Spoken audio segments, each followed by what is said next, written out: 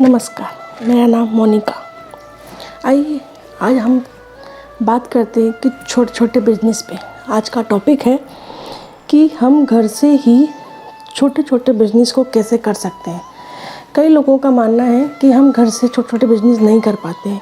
कैसे शुरुआत करें, कैसे क्या किया जाए, किस तरह से शुरू करें, उसको कैसे पैसा लगाएं, कितना पैसा लगाएं, कई सारी चीज़ें होती हैं। तो आज हम बताते हैं आपको कि घर से ही हम छोटे छोटे बिजनेस को कैसे स्टार्ट कर सकते हैं।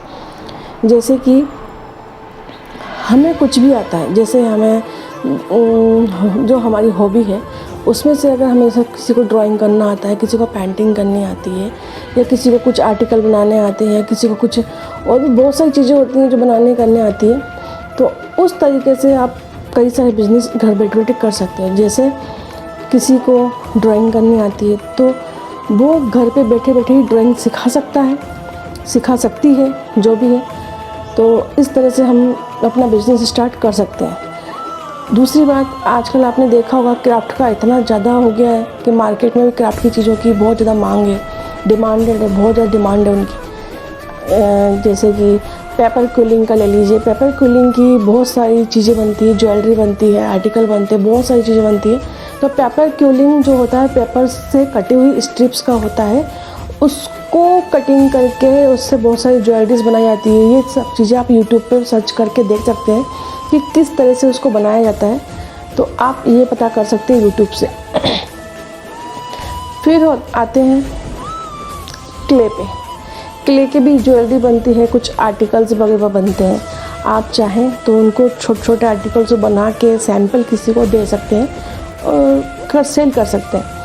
ऐसे ही छोटी छोटी चीज़ें जो घर से बनती हों, बेस्ट आजकल देखा होगा आपने, यूट्यूब पर भी देखा होगा, बहुत ज़्यादा है, डिमांड में है कि बेस्टेस्ट चीज़ों से हम उसका रिसाइकिल करके क्या क्या बना सकते हैं। बेस्टेस्ट चीज़ें हमारे घर में बहुत सारी बेस्टेस्ट चीज़ें होती हैं, लेकिन हमें जब तक नहीं पता होता, हमें नहीं आता, तब तक हम उसका इस्तेमाल नहीं कर पाते, उपयोग में नहीं ला पाते।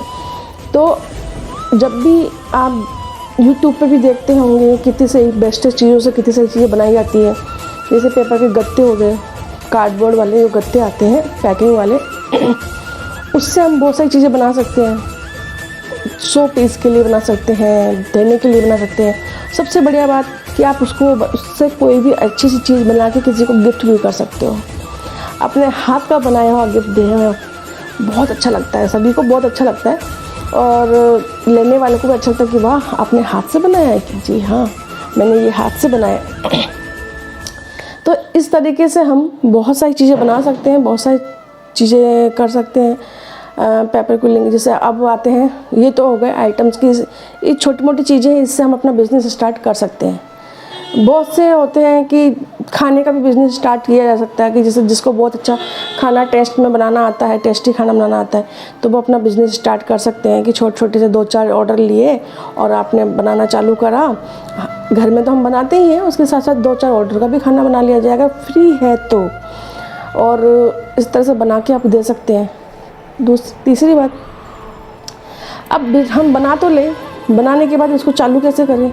हम आइटम बनाना सीख भी गए, हम सामान भी ले आए, सामान भी आपको इजीली मार्केट में कहीं भी अवेलेबल मिल जाएगा, कहीं कोई दिक्कत नहीं। क्ले और जो पेपर क्विलिंग का और क्राफ्ट का जितना भी मटेरियल जो होता है, वो आपको बहुत आसानी से, बहुत ईजी तरीके से मिल जाएगा मार्केट के अंदर।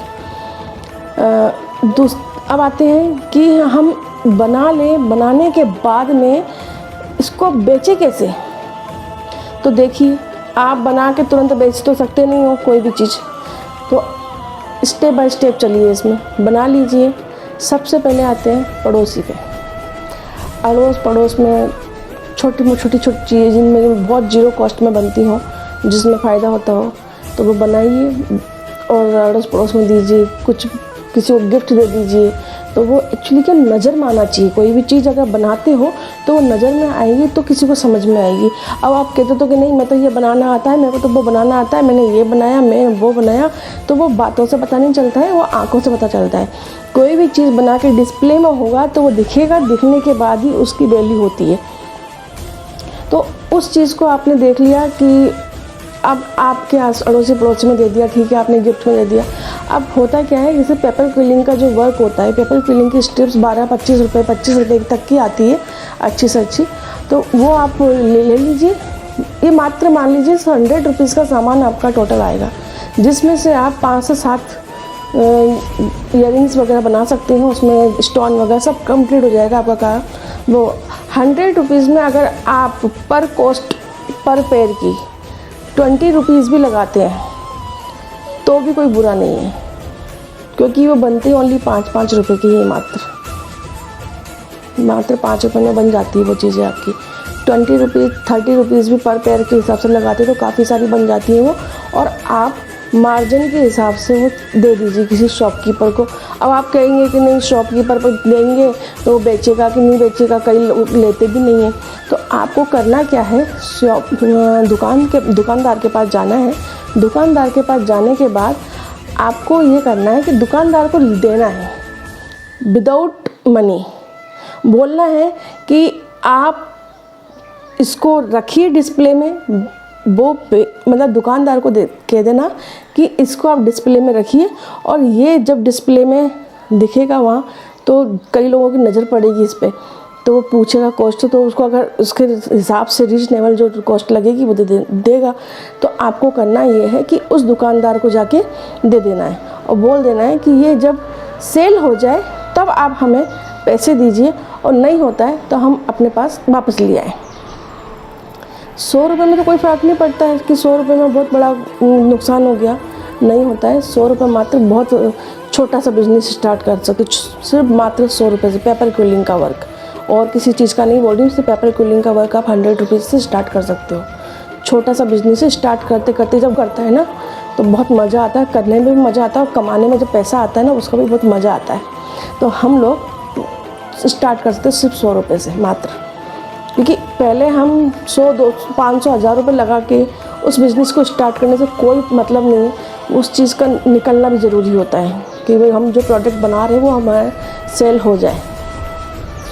तो ये हो गया। इसी तरीके से जो जो दुकानदार रखना चाहते हैं रख सकते हैं, उनको वो आप आइटम दे दीजिए, और उनको सिर्फ बोलना यही है आपको कि आपका यहाँ से सेल हो जाए तो आप हमें पैसे दे दीजिए, और नहीं तो हमें वापस दे दीजिए। इससे क्या होगा, 3rd नंबर, इससे ये होगा कि दुकानदार भी रिलैक्स है, उसको भी बर्डन नहीं पड़ेगा कि यार इसका सामान आया है इसको पैसे देना पड़ेगा, ऐसा कुछ नहीं रहेगा उसके भी। तो उसका भी बर्डन, उसने कहा इतना सामान पड़ा हुआ है, इसमें 2-4 चीज़ें और सही, क्योंकि बीच में मार्जिन वो भी तो लेगा ना, उसको भी तो फोकट का मार्जिन मिलेगा ही मिलेगा ना।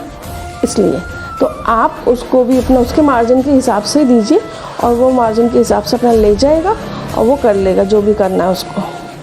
और नहीं तो आप जाके खुद दे आइए, जब उसके पास से सेल होने लगेगी, डिमांड आने लगेगी ना कि, तो वो खुद आपको ऑर्डर आगे से देंगे। छोटी छोटी दुकानों पे दीजिए, ये बड़े बड़े शोरूमों पे नहीं कह रही हूँ, छोटी छोटी दुकानों पे दीजिए।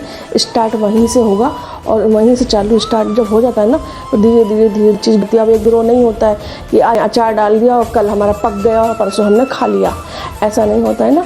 ऐसे ही बिज़नेस में होता है कि धीरे धीरे स्टेप बाय स्टेप जो हम बढ़ते हैं तभी ही। अब आप कह देंगे मैडम हमने 100 रुपये लगा लिया, दुकानदार को भी दे दिया, दुकानदार ने भी कहा कि हाँ ठीक है बेच जाएगा तो आपको पैसे दे देंगे, ये हो जाएगा वो हो जाएगा। तो उसमें सबसे बड़ी चीज़ है पेशेंस। पेशेंस रखना हमारे लिए बहुत ज़रूरी है। पेशेंस हम रखेंगे तो ही हम, आप हवड़ तावड़ करोगे कि नहीं मैंने तो 100 रुपये लगा लिया, मैंने सामान बना लिया, मैंने दुकानदार को दे दिया और पर पैसे नहीं आए, ऐसा नहीं होता है। थोड़ा सा पेशेंस रखना पड़ेगा आपको। पेशेंस रखने के बाद थोड़ा धीरे धीरे स्टार्ट कीजिए, 2-4 चीज़ बनाइए, फिर दीजिए, 2-4 चीज़ बनाइए, फिर दूसरी दुकान पे दीजिए, ऐसे 2-4 दुकान पे दीजिए। अगर आकर किसी को आपने में भी दे दिया ना वो, तो भी कोई नुकसान नहीं है। कितनी बार हुआ है कि हमें बच्चे के किसी की बर्थडे जाना हो तो या नवरात्रि में कन्याओं को देना होता है, तो वो भी तो हम ऑर्डर पे ले सकते हैं, पड़ोसी से ऑर्डर पे ले सकते हैं कि भाई हमें ये बनाती हूँ, आप ऑर्डर दे दीजिए, आप कन्या ये बांट दीजिए।